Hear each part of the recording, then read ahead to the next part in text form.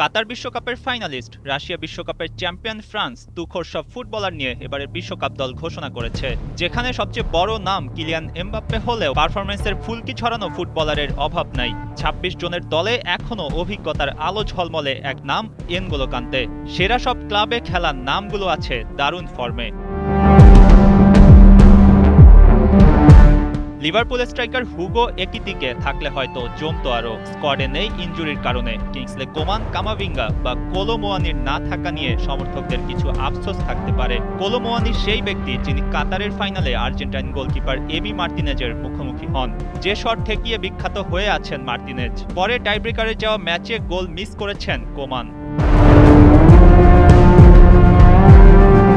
কাকতালীয়ভাবে দুজনের কেউই নেই দিদিয়ের দেশমের দলে, যদিও ওই ফাইনালের স্মৃতি জাগিয়ে তোলার উদ্দেশ্য এই না যে সেই দোষেই তারা দলে নাই। কোলো মুয়ানি আর কামাভিঙ্গার কেসটা পুরোপুরি পারফরমেন্স নির্ভর। সেই ফর্ম তাদের মধ্যে দেখছেন না কোচ। তবে ফ্রান্সের স্কোয়াড ডেপথ সেই 18 বিশ্বকাপের আগ থেকেই দুর্দান্ত, যা এবারও চোখে পড়ছে।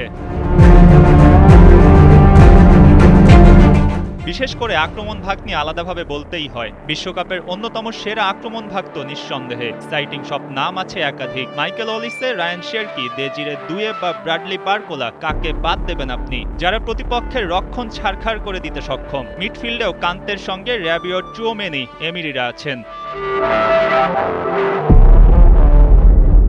ফরাসিদের ডিফেন্সেও বড় নামের ছড়াছড়ি। থিও হার্নান্দেজ, কোনাটে, কুন্ডেস, সালিভা, উপমেকানো, যারা অ্যাটাক ভেঙে চুরমার করতে পারদর্শী। তবে ফ্রান্সের আক্রমণ ভাগেই হয়তো চোখটা থাকবে বেশি। ক্লাবে আলো ছড়ানো সব নাম সেখানে খেলবে। আর এই তরুণদের স্পেশালিটি এত চোখে পড়ার মতো যাদের থেকে চোখ সরানো দায়।